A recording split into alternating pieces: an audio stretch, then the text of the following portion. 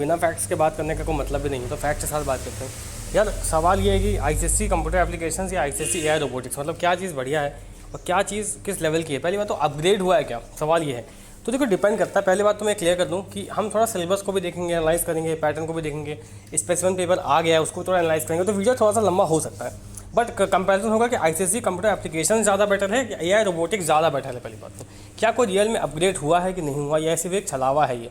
अच्छा ठीक है, चलो बात करते हैं। तो हमें ज़रा यहाँ पे हम सीधा सिलेबस में आते हैं। हम ऑफिशियल वेबसाइट पे हैं, ऐसा कुछ नहीं कि हम अपने मन से बना के कोई चीज़ बोलेंगे, जो चीज़ सिलेबस में है। तो यहाँ पे रेगुलेशन एंड सिलेबस की बात करते हैं। और मैं फिर बता दूँ, क्योंकि यहाँ पे एक इंपॉर्टेंट है, ये जो आईसीएससी रोबोटिक्स एंड एआई है, एआई रोबोटिक्स है, ये एक वोकेशनल सब्जेक्ट जो कि ग्रुप 3 में आता है। आईसीएससी में 3 ग्रुप होते हैं, ग्रुप 1, ग्रुप 2, ग्रुप 3। उसमें थर्ड वाले ग्रुप में वोकेशनल सब्जेक्ट जो कि एप्लीकेशन स्किल बेस्ड सब्जेक्ट होते हैं, उसमें आता है पहली बात तो यहाँ पे अगर हम चलिए 2026 मतलब 27 का ही ले लें, क्योंकि बोर्ड आपका वोकेशनल में देखें, इस वाले 26 को ले लें, कोई दिक्कत नहीं है। तो यहाँ पे आप देखो कई सारे, इसमें रोबोटिक्स एआई भी है, रोबोटिक्स एआई भी। इसका मिशन अगर आप देखो, वोकेशनल सब्जेक्ट का मिशन क्या है, जो बोर्ड खुद कहता है मिशन क्या है, मिशन क्या है नहीं, अच्छा इन्होंने जनरल मिशन लिख दिया है। हम सीधा सिलेबस पे ही चलते ज़्यादा अच्छा आएगा। तो robotics and AI class 9th में ऑब्वियसली 100 मार्क्स का, बट ये थोड़ा सिलेबस आई थिंक चेंज हुआ है। ये बस को थोड़ा सा नया सिलेबस थोड़ा सा चेंज हुआ है आई थिंक। देखिए नए वाले पे आ गए। तो रोबोटिक्स एआई कोड है इसका 66। देखो इसमें क्या है, सबसे पहले इंपॉर्टेंट ये है कि सिलेबस है किस किस बारे में। देखो यहाँ पे आपको पढ़ना क्या है कि आप, ये बिल्कुल अलग सब्जेक्ट है, ये कंप्यूटर एप्लीकेशन ज़्यादा ओवरलैप करता भी नहीं है। इसमें क्लास 9th में 2 पार्ट्स हैं, एक पार्ट 1 इसमें रोबोटिक्स का चलेगा, पार्ट 2 आपका एआई का चलेगा। सवाल है कि वेटेज किसका ज़्यादा है, तो अगर आप देखो कुछ वेटेज उन्होंने ऑलमोस्ट इक्वल दिया है, तो मार्क्स वाइज तो इक्वल है, सिलेबस वाइज एआई का थोड़ा ज़्यादा 9th में बोल सकते हो। तो इसमें पढ़ना क्या कैसे, robotics, robot AI system, concepts in robotics, artificial intelligence में क्या पढ़ना है, introduction to AI and the role of data information. तो ये थोड़ा सा इसमें पाइथन है। इसमें से प्रोग्रामिंग लैंग्वेज आप पूछोगे तो इसमें पाइथन का ज़्यादा बोलबाला आपको देखेगा, क्योंकि ये पाइथन प्रोग्रामिंग लैंग्वेज है। बट यहाँ पे एक ध्यान से आप चीज़ देखो, जो कि कंप्यूटर में आपको समझ कि यहाँ पे बस एक पाइथन एक पार्ट है इसका, बाकी जो पार्ट है वो बाकी प्रोग्रामिंग का नहीं है। इसमें हार्डवेयर पे भी पार्ट फोकस है, मतलब इसमें हार्डवेयर भी फोकस है। इसमें हार्डवेयर वाला पार्ट भी है, जो कि रोबोटिक्स वाला पूरा पार्ट है वो हार्डवेयर रिलेटेड तो है, तो इसमें हार्डवेयर फोकस है। वही कंप्यूटर एप्लीकेशन का सिलेबस देखेंगे तो उसमें नहीं है पहली बात तो, ये 9th का सिलेबस है।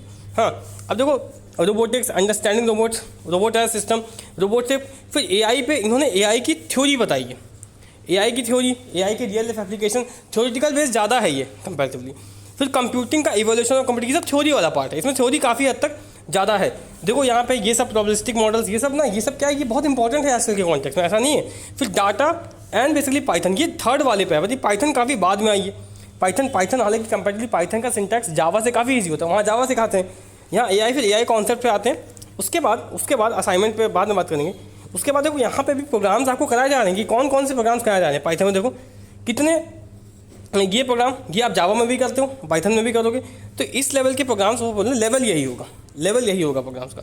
अब देखो आगे बढ़ते हैं। अब क्लास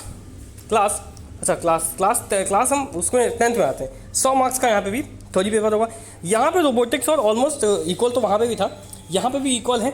और यहाँ पे पाइथन प्रोग्रामिंग है, यहाँ पे भी एक यूनिट है पाइथन प्रोग्रामिंग पे, बाकी पूरा पार्ट थ्योरेटिकल ज़्यादा है। तो अगर आप कंपेयर करोगे, अगर आपको प्रोग्रामिंग लैंग्वेज ज़्यादा पसंद है, क्योंकि इसमें वेटेज देखो इन्होंने पहले से डिसाइड कर रखा है, वेटेज डिसाइड कर रखा है। तो अगर आपको प्रोग्रामिंग बहुत ज़्यादा पसंद हो, इतनी प्रोग्रामिंग यहाँ देखने को नहीं मिलेगी कि पाइथन प्रोग्रामिंग सिर्फ 20 मार्क्स की है, यानी 80 में से 80 मार्क्स आपका थ्योरी पे बेस्ड है, थ्योरी पे, उसकी एप्लीकेशन पे, कॉम्पिटेंसी पे, उन सब पे बेस्ड है एक्चुअली, उसमें अप्लाइड क्वेश्चन आएंगे।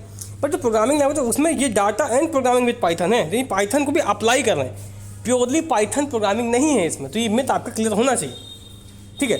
जिसमें भी देखिए ये सब जो पार्ट है थ्योरी है, ये थ्योरी पार्ट है। और दिखाता हूँ मैं आपको, इसमें देखिए आर्टिफिशियल इंटेलिजेंस में डिसीजन मेकिंग, ये भी थ्योरेटिकल पार्ट है ना। ये बहुत इंपॉर्टेंट टेस्ट होता है मशीन इंटेलिजेंस का, मशीन लर्निंग भी है इसमें, बट उतने उस लेवल पे नहीं जिस लेवल पर आप सोचो। डाटा एक्सप्लोरेशन भी है, तो यहाँ पे स्टैटिस्टिक्स भी थोड़ा सा आपको देखने को मिलेगा। अब देखो टपल्स इन पाइथन, तो ये पाइथन वहीं से कंटिन्यू हो गया 9 से, ठीक है। और थोड़ा अच्छे लेवल पे पाइथन आपको थोड़ा यहाँ पे पढ़ा दिया जाएगा, बट अभी हाँ अच्छे लेवल पे। और इंटरनल असाइनमेंट में भी पाइथन प्रोग्रामिंग में देखो, इसमें एरे की बात है, वो भी 10th में भी आया था। तो अब यहाँ पे सवाल ये आता है कि यहाँ पे अगर हम कंक्लूड करें कि एआई रोबोटिक्स में क्या चीज़ें हमें पढ़ने को मिल रही है, तो यार इसमें 80% आपका 80% जो है वो थ्योरी और उन्हीं से रिलेटेड बातें होंगी। और थ्योरी का मतलब गलत बात नहीं है। और जो वेटेज हमने देखा, और अप्रॉक्सीमेटली 20% के अंदर प्रोग्रामिंग की बातें होंगी जिसमें आपको पाइथन प्रोग्राम पढ़ाई जाएगी, है ना। ये है। अगर हम कंप्यूटर एप्लीकेशन का सिलेबस देखें, जो कि अभी हम देखना स्टार्ट करते हैं। देखिए कंप्यूटर प्रोग्रामिंग के हम आगे हैं। अब देखिए यहाँ पे कंप्यूटर एप्लीकेशन, क्योंकि एप्लीकेशन बेस्ड है और इसमें उसका कोड आपका 86 है। और ये जो ग्रुप है इसका, मैं पहले बता दूँ, ये जो है ये आपका जो ग्रुप, ये ग्रुप 2 में आता है इलेक्टिव सब्जेक्ट्स में। तो इसमें डिटेल में ऑब्वियसली पढ़ाई होगी, है ना। ICSE में ग्रुप 1 में कंपलसरी सब, जैसे कि इंग्लिश, हिस्ट्री, सिविक, ज्योग्राफी वगैरह होता है। और एक आपकी सेकंड लैंग्वेज भी शायद से ग्रुप 1 में आती है, शायद से मैं कंफर्म नहीं हूँ, पर ग्रुप 2 में आता है। वो जो सब्जेक्ट था वो वोकेशनल सब्जेक्ट था या रोबोटिक्स, वो ग्रुप 3 में आता था। ठीक है, ये बात आपको समझ आई। आगे बढ़ते हैं। यहाँ पे अगर आप सिलेबस देखोगे तो यहाँ पे वेटेज का सिंपल है कि 100 मार्क्स की थ्योरी है, 100 मार्क का थ्योरी है। तो इसमें ऑब्जेक्ट ओरिएंटेड प्रोग्रामिंग लैंग्वेज, इसमें भी थ्योरी है। ये वाला पार्ट पूरा थ्योरी का ही है, ठीक। उसके बाद ये वाला पार्ट भी थ्योरी का ही है। ये वाला यहाँ पे भी थोड़ा थ्योरी, फिर ऑपरेटर से जहाँ पे एप्लीकेशन यानी प्रोग्रामिंग ऑलमोस्ट स्टार्ट हो जाती है। फिर basic structure in Java programming है। बस ये एक टॉपिक है, ये वाला टॉपिक है, ये आपका प्योर थ्योरी वाला है, यानी एक चैप्टर थ्योरी। वहाँ पे मेजॉरिटी थ्योरी यहाँ पे अगर मान सकते हैं क्लास 9th में अगर माने, अगर थोड़ा अप्रॉक्सीमेटली माने तो 75% जो है वो तो प्रोग्रामिंग की ही बातें चलेंगी, 25% आपका थ्योरी भी चलेगी पहली बात तो, ना, प्रोग्रामिंग की बात चलेगी। अब इंटरनल असेसमेंट है, इसमें तो वही प्रोग्रामिंग लैंग्वेज, थोड़ा सा यहाँ पे हाई लेवल के प्रोग्राम देखने को मिल सकते हैं पहली बात तो। ये अगर आप प्रोग्राम देखें, ये देखें, ये वो है ना, इसमें थोड़ा हाई लेवल का था, कब ज़्यादा ऑलमोस्ट लेवल सेम है। यहाँ पे अगर आप देखो क्लास जो मतलब 9th का रिवीजन करा रहे हैं और ये प्रोग्रामिंग है। क्लास 10th में पूरी प्रोग्रामिंग, ये प्रोग्रामिंग, कुछ थ्योरी है ही नहीं, सिर्फ प्रोग्रामिंग है। देखो सब प्रोग्रामिंग है। और यहाँ पे एक चीज़, ये चैप्टर पहले नहीं था, ये अभी इस साल या इस साल के बाद ऐड किया गया। हो सकता है आपके सिलेबस में भी ना हो जब आप एग्जाम दो, बट ये एक थ्योरी पार्ट है। तो यहाँ पे बोलेंगे 90% जो है, 90% तो आपका प्रोग्रामिंग ही है। देखो रोबोटिक्स होकर यहाँ पे हल्का सा रोबोटिक्स ऐड किया गया बैलेंस आउट करने के लिए, क्लाउड कंप्यूटिंग ऐड की गई है पहले, तो आर्टिफिशियल इंटेलिजेंस ऐड किया गया। इसमें सिर्फ 10% है, 90% आपका जावा प्रोग्रामिंग लैंग्वेज ही है अगर आप देखें 10th में। तो ये बात है which is not a bad thing actually, it's a good thing, it's not a bad thing. But यहाँ पे जो सबके तरीके हैं वो अलग अलग हैं चीज़ों को प्रिपेयर कराने के। तब सवाल आता है कि हमें कौन सा सब्जेक्ट लेना चाहिए। अगर आपको बिल्कुल फुल फ्लेज्ड प्रोग्रामिंग ही सीखनी है जावा की, तो आप ये वाला ले लो। अगर आपको ऑफर मिल रहा है, मतलब कि इन दोनों में से कोई एक लेना है, तो आप दोनों भी शायद ले सकते हो। कुछ स्कूल में दोनों भी साथ में ऑफर हुए हैं कि दोनों सब्जेक्ट एक दूसरे को अगेंस्ट नहीं है, मतलब ऐसा नहीं कि बोर्ड बोलता नहीं ले सकते, ये बात है। अब सवाल क्या आता है कि कौन सा सब्जेक्ट लेना चाहिए। तो अगर आपको फुल फ्लेज्ड प्रोग्रामिंग लैंग्वेज सीखनी है, हार्डवेयर के बारे में नॉलेज नहीं चाहिए, तो आप जावा के साइड जाओ। फ्यूचर दोनों का प्रोजेक्ट, बट अलग अलग एस्पेक्ट में है।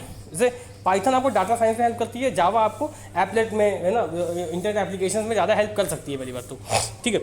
और दूसरी बात है, जावा ऑब्वियसली पाइथन से टफ लैंग्वेज है, सिंटैक्स वाइज ज़्यादा टफ है, और ये कोई छुपी छुपाई बात नहीं है, ये फैक्ट है, ठीक है।